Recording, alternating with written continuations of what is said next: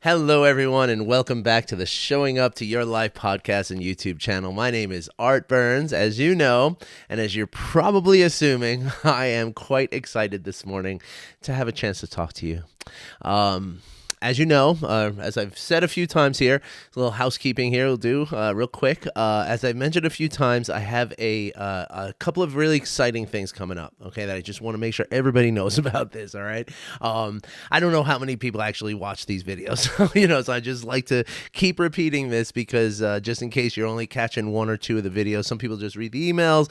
Yeah, I just want to make sure, okay? So just to make sure that nobody, misses an opportunity here, okay? In 1 week from this coming Sunday, the 16th of May, I will be hosting a free live webinar. Okay, I don't even like to call it a webinar. I like to call it an online interactive workshop. Okay, and it's not just coming up with a different name for webinar, but I truly do like these to be interactive. Now, I start with a PowerPoint slide deck and all that kind of stuff, but I like for it to be conversational, right? Not like an audience sitting there, and me as like some sort of professor. That doesn't work for me. So even if that's what it turns out to be, it's totally fine.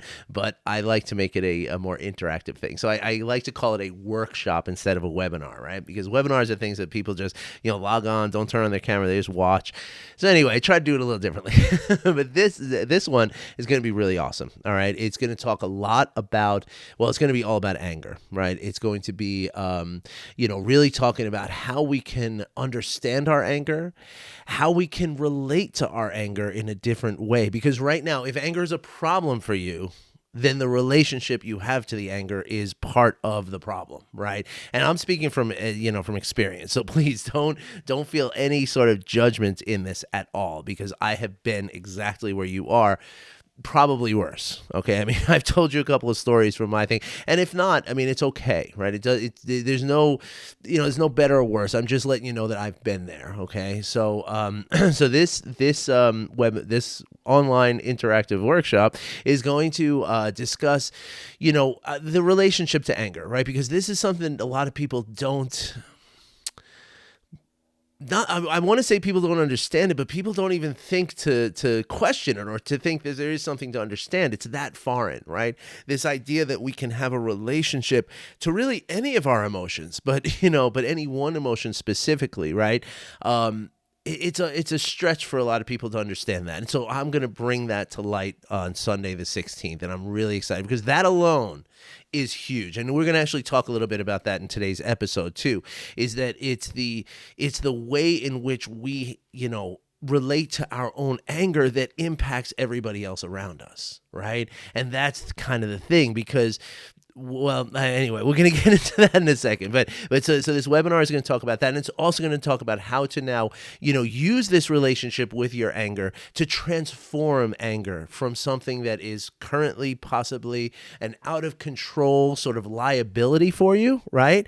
We're going to transform that into a very much controlled asset for you, right? Something that can actually make things happen in your life, right? Really big things too, really big and important things, right?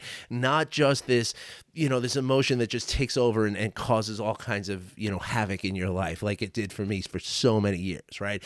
I still feel anger very, very deeply sometimes, but I don't allow that anger to destroy my life around me. I allow it to motivate me to repair the things around me, to address the things that are unaddressed, to deal with things so that I have that life that I want, right? And as I get more of the life I want, guess what? The anger is less and less relevant. But that's the whole point of the relationship, right? Because you gotta, it's almost like having an affair with your anger in a way, right? And you're gonna like kind of move with your anger in this relationship. I'll explain all that in the webinar, in the workshop. I'm really excited about it.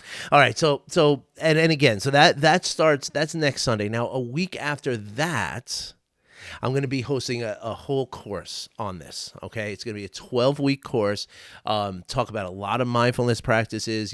Give you a lot of training to do the practices to affect the physical or physiological changes, I should say. where in addition to the practices, going to talk deeply and really deeply about all of this, right? Because I mean, I'm going to cover, what the relationship to anger is, in 15, 20 minutes during this workshop, but there's so much more to it, right? So over the course of 12 weeks, we're going to really, build or rebuild that relationship to your anger. Okay. And this will work with other emotions too. So I mean, if you're kind of thinking that everything sounds really interesting, but if it was for shame, come on in, let's talk. All right. Or at least, click the link below and let's have a conversation, because maybe this program could work for you anyway. And if not, maybe my personal coaching can do that, but let's talk. Okay. So a week after the webinar is the first week of my 12-week program. And that is going to be amazing transformation for people. I just know it. I've worked with enough people at this point over the last 3-4 years now to tell you that I see the changes happening. And I know that within a 12-week period, with the right commitment on your part and the right delivery on my part, which I can guarantee that, right? You're gonna experience the changes. It like can't not happen, right? But again, it is a commitment, right? And that's something we can talk about, as we get closer to the program. The way I look at this, I kind of realize that I'm not, instead of calling people clients, right? And that's something I've talked about here openly quite a bit, trying to find a new word for that person who I work with, right? And I'm gravitating towards the term partner, right? Because that's what it is. When you enter into a coaching relationship with someone, right, as a client coach or partner coach, it is a partnership, right? There's a responsibility on my part to bring the teaching, the accountability, the feedback, the presence, the understanding, the listening, the empathy, right? The compassion. That's all on me. That's what I bring into this, right? But you as the partner, you got to bring your half too, right? Which is just, kind of doing the practices, showing up to the classes, showing up and being active, right, in the process. That's the key to success, right? So, and that's really an empowering thing too, to know that you have that control, which, beautiful segue. It's exactly what we want to talk about today, right? Is how the only thing that we can ever control in any circumstances, the only thing we can control is ourselves. Now, let's talk about what that means, okay? Sorry, folks, I just have to plug in here. It's a very, very embarrassing production here, but this way I know I won't die in the middle of our video here. So anyway, just had to plug in my laptop. So what do I mean when I say that, right? That the only thing we can ever control is ourselves, right? Now, so some people out there, that might seem like, well, yeah, that's a duh. That's a very basic concept. And it is, right? It is. However, it is not always as practically evident to everyone, right? And it certainly wasn't that way for me, right? And especially when we experience anger, right? There is this, as I've told you here a lot now, and this goes to the heart of the relationship issue, to the very heart of what I mean when I say about our relationship to anger, right? Because, when we experience anger, right, and when our relationship with anger is sort of out of balance and sort of in a dysfunctional kind of state, right, because that's what it is, right? It's a dysfunctional relationship that you have with this emotion, right? And so if it's a problem for you, right? Like that is how, the manifestation of that sort of dysfunctional relationship to anger is out of control anger, is anger that destroys, families and sabotages careers and causes problems in our lives. So if you're watching this thinking like, oh man, I need to go to this webinar, this workshop that Art's talking about, I might want to do this course. Well, that is an indication that yes, your relationship with anger could be dysfunctional, and that's not an insult, right? There's nothing to be ashamed of for that, right? Because you didn't know how to form a proper relationship to your anger before now, right? So that's why you need help, right? So it's not your fault, okay? That said, right, when we experience anger that is in a dysfunctional level of relationship to us, right? As if we're in that kind of messy place of anger, right? When we experience the anger, what the anger does is it changes our perception of not only, and I talk about this a lot, but this is really, really important, okay? It's not only the perception of what it's perception into in and out perception, right? It's the perception of what we're doing, like how we're expressing ourselves, right? We tend to undermine the severity of how we're talking to people, right? When we're in anger, we tend to, feel very justified in saying things that we never otherwise would say, right? In a lot of cases, we don't even remember what we said while we're angry, right? I'm sure some of you out there have probably just had a light bulb go off, right? I mean, that's true, right? Like we get through this, just angry outburst, and I don't even remember what I said to this person, right? And so what, but then also, right, what we're also confusing or not seeing clearly is the input. Right. So when somebody says something, we see it in a certain way or we hear it in a certain way if it's coming through this filter of uncontrolled, dysfunctional anger. Right. Or the anger that arises from a dysfunctional relationship with your anger. Right. And so so in that respect, right, especially when anger becomes chronic, which that's the name of the game here, right? Like this stuff, this course, this webinar is not for somebody who gets angry once or twice a year, right? That's not what we're talking about. Let's just be honest with each other, right? We're talking about people who feel anger regularly, like daily, right? And where being not angry is the exception to the rule, right? That's who we're talking to here, right? And so I just want to make sure that's clear, okay? Or anybody in between too. It's not like you're disqualified from this only because you get angry once in a while. But what I'm talking about is the severity, right? Like, so when I talk about this in terms of the severity, I'm talking to people with whom anger is a daily struggle, right? A chronic daily struggle. And so for us who for those of us who experience anger in this dysfunctional, out of control way, right? What we're going to start doing is we're going to start seeing the behavior of people in our family, people with whom we work, people with whom our social circles, baristas at Starbucks, kids working at pet stores, this kind of stuff, right? We're going to view their actions not only inaccurately, but we're going to put a lot more bias on their actions as not only as the source of our anger, which it is not. Okay, let's just say that full stop. It's not. That's not what it is, and we'll go further into that in a minute. But not only do we start seeing these people as the source of our anger or their behavior as the source of our anger, but we also start to think that they're trying to make us angry. Now, it's not something that any of us would sit down and in our sober problem-solving mind, write that down and be like, yeah, that's the truth. Like most of us would say, yeah, no, probably not. I mean, they're probably not actively trying to make me angry, but they know the stuff that they do makes me angry. They don't stop doing it. We'll say that kind of thing, right? But in the anger space, though, it changes. That's the point. Right? Like when we're in that place of anger, we're not thinking with our sober problem-solving mind. We're thinking with this out of control anger mind, right? Or rage, as we talked about yesterday. There's a subtle difference between the two, but both or either, and that's when we start thinking that people are doing things specifically and purposefully to make us more angry. And then that makes us even more angry to think that they're doing that to us, right? And then we lash out at them. Right. And so what this results in, right, this really, it's such a, oh my gosh, it's so sneaky and so slippery and so hard, right?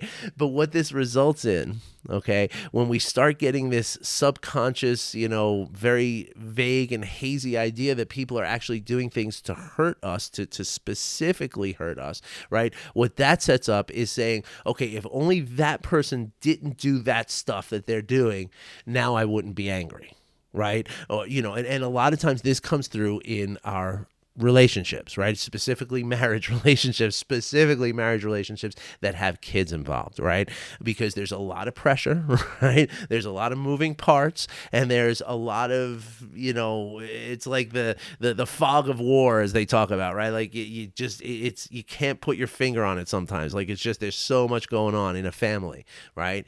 and what I mean by that is that, like, let's say you have like my family, right? We have myself, my wife, my son, and my daughter, right? So you have four different sets of egos, you have four different sets of trauma, you have four different sets of desires, you have four different sets of hang-ups and aversions and all of this stuff, right? And so it's like just wishy-washy. It's like, it's like playing whack-a-mole on skis or something, on water skis or something like that, right? It's just, there's no foundation, right? That's how it starts to feel with this stuff.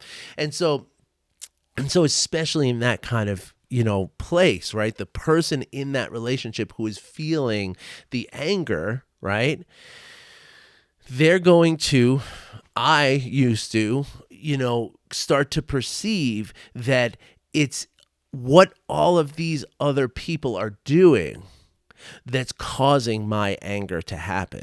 Right. And I know I just repeated that, but it's really important to understand this, right? That the idea is that, when I look at, like if I perceive something that, that I think my wife should be doing for my kids or whatever, or maybe it's, whatever it is, a household obligation of some sort, right? If I see that she's not fulfilling that household obligation, well, then that's something I feel like you're doing this to me. Right. And you're doing it specifically to hurt me. And look how much it's working. And look, I just yelled at the kids because of you. Right. And the more we start thinking this, and the more, again, in that anger, it really, falsifies our perception of what's happening. Right. So in this in this space, as we start to identify this, we then start to feel more of the anger. Right? And then more of that anger makes our judgment even less accurate. When I say judgment, I mean like discerning observation and it sets up delusion for us, right? Where we're not seeing things the way, but it's a cumulative effect, right? The more angry we are, the more delusory we are, and the less clearly we're seeing things. And then, right, in that place, right, now all of these people become the object of our anger. Right, these become the people whom we're trying to talk sense into, right? Like darn it, why can't you stop doing this? Right? Now here's the thing, okay, and this is really, really important. When we start doing that, and it's not like you have to actually say those words, right? Like sometimes those are the words that come out, like, why won't you do the dishes when you're supposed to do the dishes, kind of thing, whatever it is, right? Or maybe it's one of your kids, why won't you clean up your room after I told you 50 times, that's, it doesn't have to get to that level of articulation, right? It could just be a more vague and less less specific, just words and actions and nonverbal communication that indicate to the person that they are indeed the object of our anger, right? So what I'm saying is, like, you don't have to actually say to somebody, I'm angry at you because you didn't do the dishes. Like, they're going to feel that you're angry at them by the way you look at them, by the way you speak to them, the words you choose, the tone you use, all of that, right? They're going to know. Right, that's evident, and it's even beyond, as we've talked about here a lot. You know me, I'm all about the empathic resonance, right? So even without their conscious understanding, right, they're gonna feel that you're, that's that empathic resonance, right? Like, they feel it in you. That's why actually they say, child psychologists say, if you're dealing with anger and your child is having an episode, stay the hell away from the child. Because if you're coming to that child with anger in your body, your child's going to feel that. And there's no coming, it's just going to add more confusion. More on that another time. But the point that I'm making is that and this is the really, really important thing here, okay? Really, really important.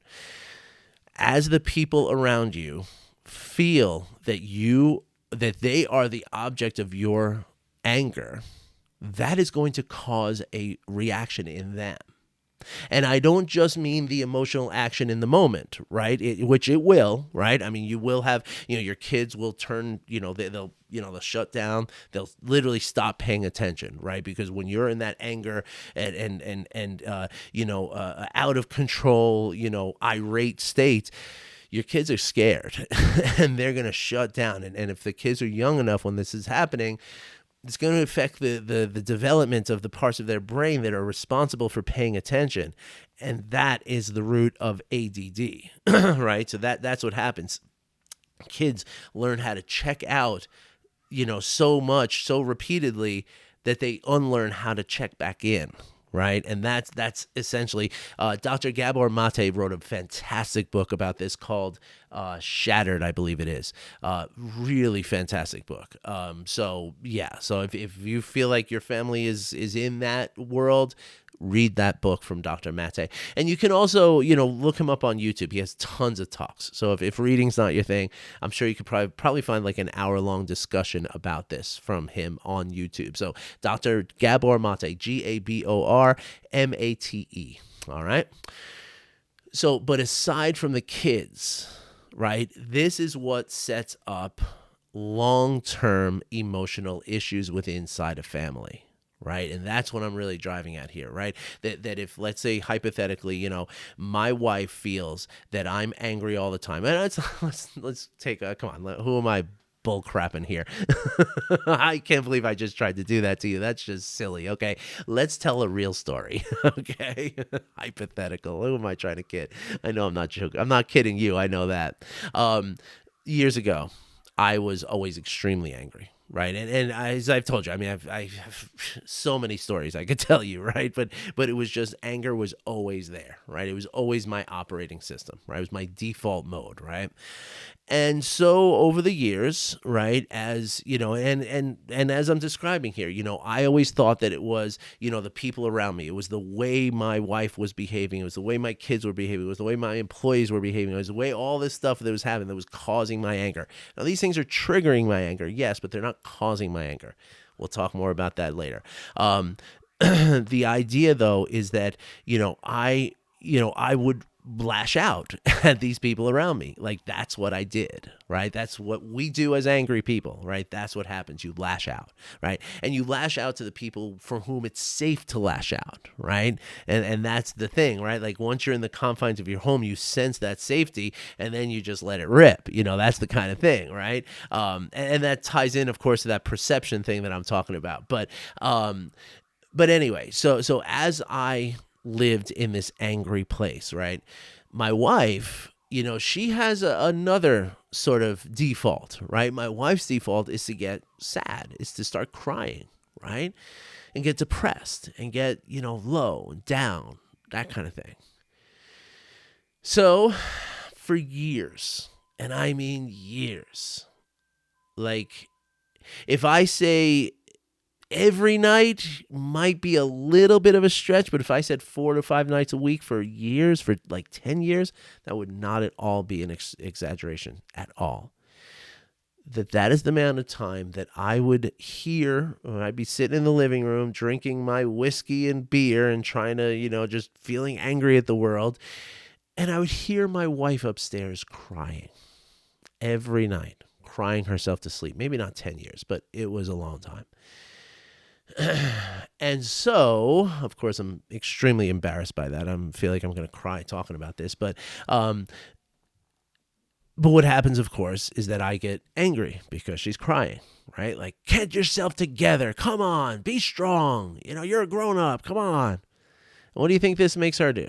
Think it makes her snap out of the crying? Like the meme on Facebook says, in the whole history of calming down, never has telling somebody to calm down worked even once, right? So like, it's the same thing with crying. Like if I, when I did that to her, what do you think that did? Did it make her cry less, do you think? Or do you think maybe it made her cry more? And as she cried more, what do you think that did to my anger? Did it make it less? Or did it make it more? Yeah. B all the way down. The whole column, B, right? That, it's obvious, right? And so what happens then, right, is that it sets up what we call a vicious cycle, right? Or a negative feedback loop is more of a technical term, I guess, right? And I just described it, right? Like, I get angry, she cries, her crying makes me more angry. I yell more, she cries more, I yell more, she cries more, boom, boom, boom, boom, boom, boom. It goes on and on and on and on and on for years, literally years, right? Having kids in this environment, right? Like that's how we were trying to form a family, right? Which obviously, again, caused a whole bunch of messes that we're untying it all the time now, and I have to say that things are much better now because of the whole point of this talk is that I realized years later that I can't expect her to change. Like that's not how it works. Right. But it's not foreign, of course. Right. Like that's how all marriages are. Right. Like people get married and they say, OK, now change. Now I love you more than I've loved anybody else in the history of my world. But I want you to change. Like you got to not do that thing. Right. And that's, I'm laughing, but that's a sad reality of most loving relationships. Right. Most marriage relationships. Certainly. Thich Nhat Hanh talks about that in this beautiful book, Being Peace by Thich Nhat Hanh. Fantastic book. It's like 80 pages or something. It's an amazing book. He talks about how love is understanding, right? That when we love someone, it's that we truly understand them, right? And the point of that is that when we truly understand someone, right, it's a complete acceptance, right? You cannot possibly truly understand someone whom you're thinking like, okay, well, that needs to change, or that needs to change, or this needs to change, right? If you truly love someone, it is about understanding them for exactly who they are, exactly how they are, and loving that, right? Completely and unconditionally. That's what love really is, right? And honestly, that gets to the relationship with our anger. We'll talk about that more at another time. But the idea then is, right, that when I realized that, I could ask others around me to change, but generally speaking, they don't, right? Because again, she and my kids and my friends, whoever, my wife, everybody, they have their own ego, they have their own trauma, they have their own fears, they have their own desires, they have their own, physical issues that they're going with on a moment-to-moment basis. So for me to ask them to change for me, would I change for them? Sure, if somebody, if my wife tells me like, look, the way that you do this one thing, it makes me crazy. Is there anything you can do? I'll try, of course. That's not something I would say, no, I'm never going to change. I'm never going to try to, help you out. Of course not. If we're in a loving relationship, there is a flexibility involved, right? But, right, if somebody told me, hey, stop being angry, I'd be like, too bad, I can't, But that's the thing, you can, right? And that's the only thing that we can do, right? But we can't do it for the other person, right? And anyway, I kind of just sidetracked a little bit, but let's go back to what I'm saying, right? So when we feel as though I need you to change so that I will be less angry, that's the wrong road. Right, that is just you took a wrong turn. You're heading in the wrong direction. The more you keep driving, the more you're going to be further away from your destination. Okay, that's just the reality. All right, there's no opinion, no emotion involved with that. It's just the reality that you took a wrong turn somewhere because what you're trying to do is simply not going to work. Okay, but what will work and what does work every single time is that, and this is what wound up happening in my marriage, which right now is as healthy as it has ever been. Right, it's even more healthy than before we got married. Right, our relationship is so strong, so pure, so wonderful, and my wife hasn't cried at night in 10 years, 8 years, something like that. No, yeah, it's less than it's while I've been doing this work, so probably 7 or 8 years, something like that. Right. Okay, because what happens is, she didn't do anything to change. She didn't go to therapy and learn how to not cry every night. She didn't change her diet or change some sort of activity to make herself not cry at night anymore. So what do you think did change? All of you on the podcast, I'm just pointing to myself, because that's what changed. Right. But the beautiful thing and the magical thing here is that by changing myself, I changed her. Right. And by changing herself, she has changed me. Which brings us to one of my favorite quotes by Ram Dass that says, and I always say Ram Dass like it's a first name, last name, but it's like Ram Dass is his, I guess that's how I hear people say it. But anyway, Ram Dass has a quote that says, and this is really the foundation of all his work, right, is that the only thing you can do for me is to work on yourself. And the only thing I can do for you is to work on myself. And that's the way it goes.